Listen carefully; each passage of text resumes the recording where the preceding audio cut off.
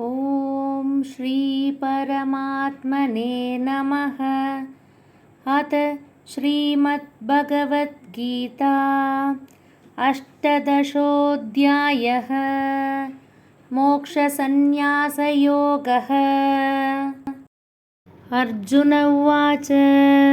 सन्न्यासस्य महाबाहो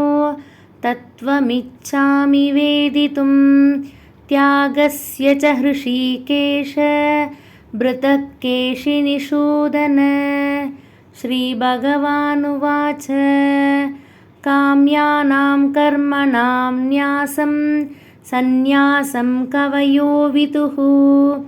सर्वकर्मबलत्यागं प्राहुस्त्यागं विचक्षणाः। त्याज्यं तोषवदित्येके कर्म प्राहुर्मनीषिणः यज्ञदानतपः कर्म न त्याज्यमिति चापरे। निश्चयं शृणु मे तत्र त्यागे भरतसत्तम। त्यागो हि पुरुषव्याघ्र त्रिविधः सम्प्रकीर्तितः यज्ञदानतपः कर्म न त्याज्यं कार्यमेव तत्।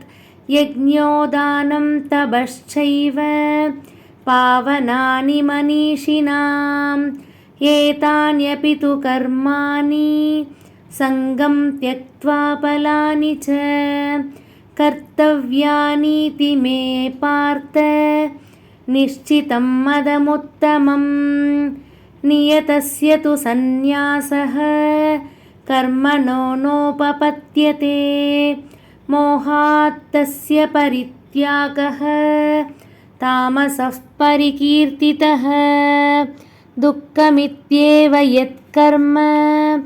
कायक्लेशभयाद्यजेत् स कृत्वा राजसं त्यागं नैव त्यागबलं लभेत्। कार्यमित्येव यत्कर्म नियतं क्रियतेऽर्जुन सङ्गं त्यक्त्वा बलं चैव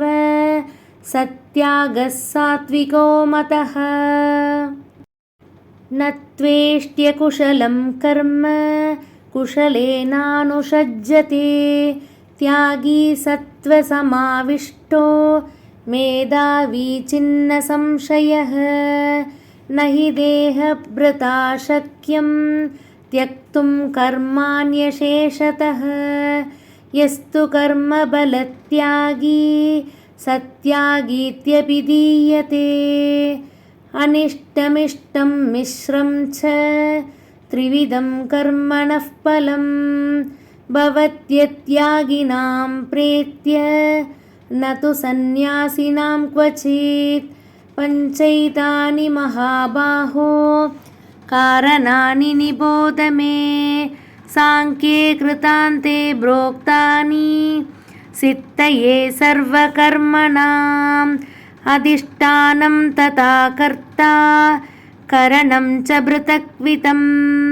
विविधाश्च पृथक् श्रेष्ठा दैवं चैवात्र पञ्चमम्। शरीरवाङ्मनोभिर्यत् कर्म प्रारभते नरः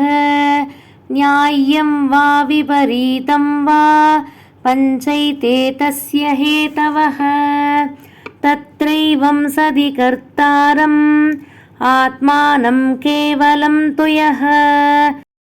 पश्यत्यकृतबुद्धित्वान् न स पश्यति दुर्मतिः।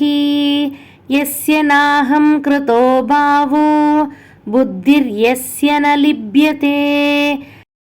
हत्वापि स इमान् लोकान् न हन्ति न निबध्यते। ज्ञानं ज्ञेयं परिज्ञाता त्रिविधा कर्म चोदना करणं कर्म कर्तेति त्रिविधः कर्म संग्रहः। ज्ञानं कर्म च कर्ता च त्रिदैव गुणभेदतः प्रोच्यते गुणसङ्ख्याने यदावशृणुतान्यपि सर्वभूतेषु येनैकं भावम् अव्ययमीक्षते अविभक्तं विभक्तेषु तज्ज्ञानं विद्धि सात्विकम् पृथक्त्वेन तु यज्ञानं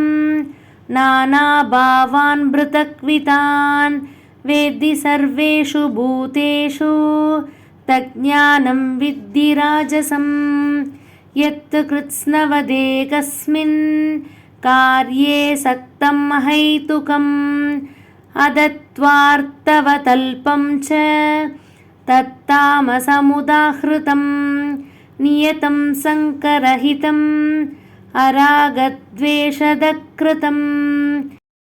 अपलप्रेसुना कर्म यत्तत् सात्विकमुच्यते यत्तु कामेप्सुना कर्म साहंकारेण वा पुनः क्रियते बहुलायासं तत्राजसमुदाहृतम् अनुबन्धं क्षयं हिंसाम् अनपेक्ष्य च पौरुषं मोहादारप्यते कर्म यत्तत् तामसमुच्यते मुक्तसङ्गो नहं वाति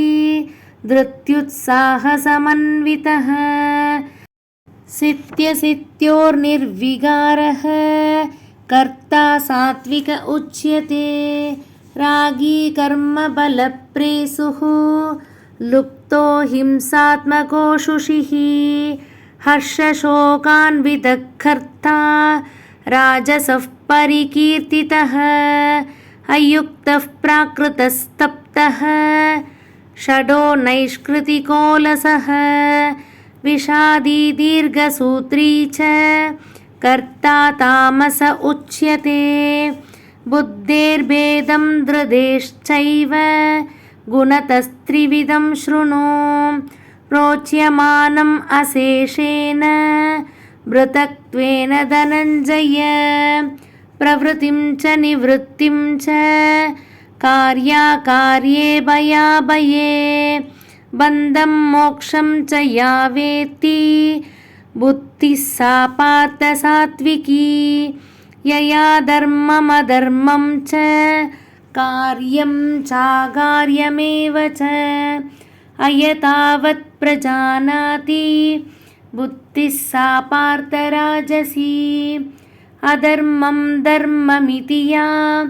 मन्यते तमसावृता सर्वार्थान् विपरीतांश्च बुद्धिः सा पार्थ तामसी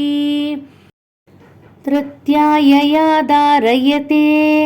मनः प्राणेन्द्रियक्रियाः योगेनाव्यभिचारिण्या धृतिः सा पार्थ सात्विकी यया तु धर्मकामार्तान् धृत्या तारयतेऽर्जुन प्रसङ्गेन बलाकाङ्क्षी धृतिः सा पार्थ राजसी यया स्वप्नं भयं शोकं विषादं मदमेव च नाविमुञ्चति दुर्मेधा धृतिः सा पार्थ तामसी सुगं द्विदानीं त्रिविधं शृणु मे भरतर्षभ अभ्यासात्रमते यत्र दुःखान्तं च निगच्छति यदत्तक्रे विषमिव परिणामे मृतोपमं तत्सुगं सात्विकं प्रोक्तम् आत्मबुद्धिप्रसादजं विषयेन्द्रियसंयोगात् यत्तदक्रे मृतोपमं परिणामे विषमिव तत्सुगं राजसंस्मृतं यदक्रे चानुबन्धे च सुखं मोहनमात्मनः निद्रालस्य प्रमादोत्तं तत्तामसमुदाहृतम् नातदस्ति पृथिव्यां वा दिवि देवेषु भावनः सत्वं प्रकृतिजैर्मुक्तं यतेऽपि स्यात् त्रिभिर्गुणैः ब्राह्मणक्षत्रियविषां शूद्राणां च परन्दप कर्माणि प्रविभक्तानि स्वभावप्रभवैर्गुणैः शमोतमस्तपः शौचं क्षान्तिरार्जवमेव च ज्ञानं विज्ञानमास्तिक्यं ब्रह्मकर्मस्वभावजं शौर्यं तेजोधृर्दाक्ष्यं युद्धे चाप्यपलायनं दानमीश्वरभावश्च क्षात्रं कर्मस्वभावजं कृषिकौरक्ष्यवाणिज्यं वैश्यकर्मस्वभावजं परिचार्यात्मकं कर्म शूद्रस्यापि स्वभावजं स्वे स्वे कर्मण्यपितरः संसिद्धिं लभते नरः स्वकर्मनिरतः सिद्धिं यथा विन्दति तच्छृणु यतः प्रवृत्तिर्भूतानां येन सर्वमिदं ततं स्वकर्मणा तमभ्यर्च्य सिद्धिं विन्दति मानवः श्रेयान् स्वधर्मो विगुणः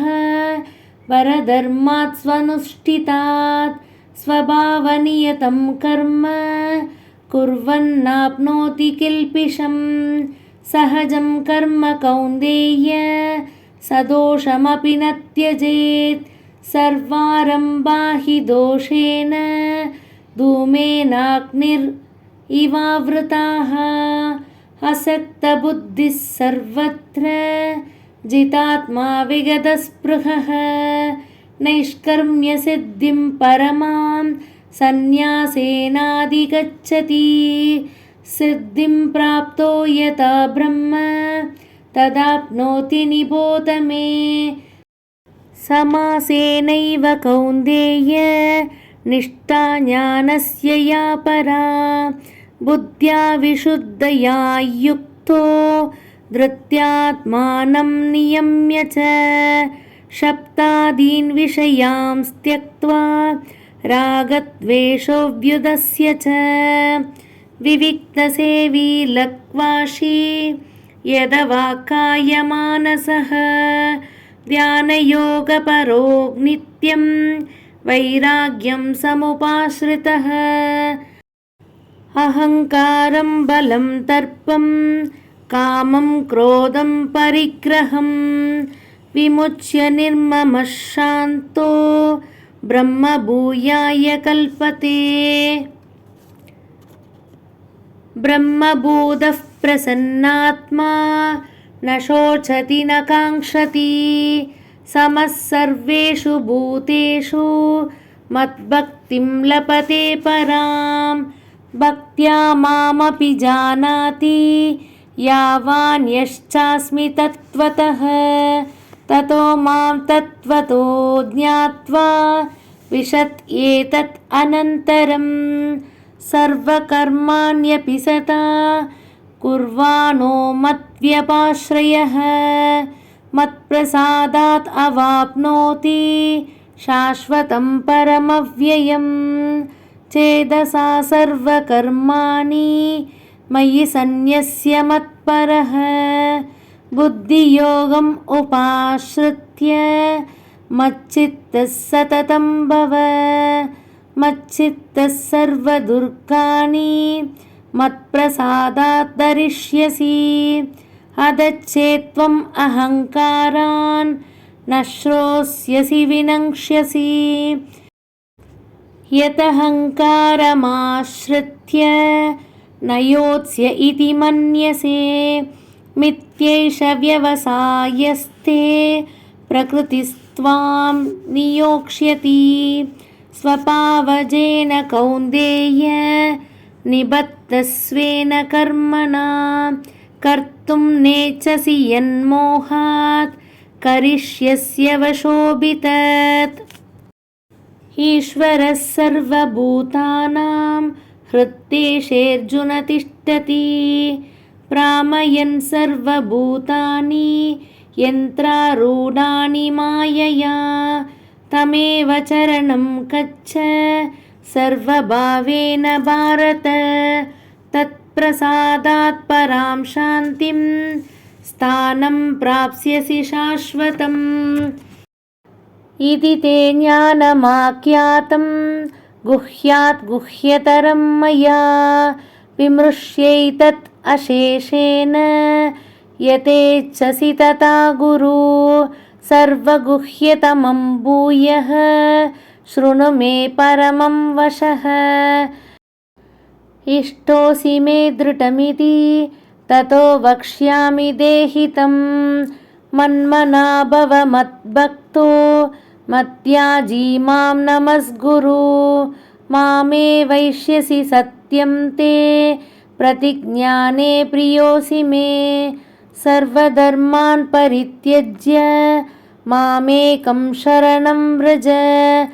अहं त्वा सर्वपापेभ्यो मोक्षयिष्यामि मा शुचः इतं ते नादपस्काय नाभक्ताय कदाचन नाशाशुश्रूषवे वाच्यं न च मां यो प्रसूयति यायितं परमं गुह्यं मद्भक्तेष्वपि दास्यति भक्तिं मयि परां कृत्वा मामे वैष्यत्य संशयः न च तस्मान्मनुष्येषु कश्चिन्मे प्रियकृत्तमः भविता न च मे तस्मात् अन्यः प्रियतरो भुवि अत्येष्यते च य इमं धर्म्यं संवादमावयोः ज्ञानयज्ञेन देनाहम् इष्टस्यामिति मे मतिः श्रद्धावानन् असूयश्च शृणुयादपि यो नरः सोऽभिमुक्तः शुभान् लोकान् प्राप्नुयात् पुण्यकर्मणाम् कच्चिदेतत् श्रुतं पार्थ त्वयैकाग्रेण चेतसा कच्चिदज्ञानसम्मोहः प्रणष्टस्ते धनञ्जय अर्जुन उवाच नष्टो मोहस्मृतिर्लब्धा त्वत्प्रसादान्मयाच्युत स्थितोऽस्मि गतसन्देहः करिष्ये वचनं तव सञ्जय उवाच इत्यहं वासुदेवस्य पार्थस्य च महात्मनः संवादम् इममश्रौषम् अद्भुतं रोमहर्षणम् व्यासप्रसादात् श्रुतवान् एतत् गुह्यमहं परम् योगं योगेश्वरात् कृष्णात् साक्षात् कथयतः स्वयं राजन् संस्मृत्य संवादम् इममद्भुतं केशवार्जुनयोः पुण्यं हृष्यामि च मुहुर्मुहुः तच्च संस्मृत्य रूपमत्यद्भुतं हरेः विस्मयो मे महान् राजन् हृष्यामि च पुनः पुनः यत्र योगेश्वरः कृष्णो यत्र पार्थो धनुर्धरः तत्र श्रीर्विजयो भूतिर्ध्रुवो निधिर्मतिर्मम इति श्रीमद्भगवद्गीतासु उपनिषत्सु ब्रह्मविद्यायां योगशास्त्रे श्रीकृष्णार्जुनसंवादे मोक्षसंन्यासयोगो नाम अष्टादशोऽध्यायः इति श्रीमद्भगवद्गीता सम्पूर्णम्।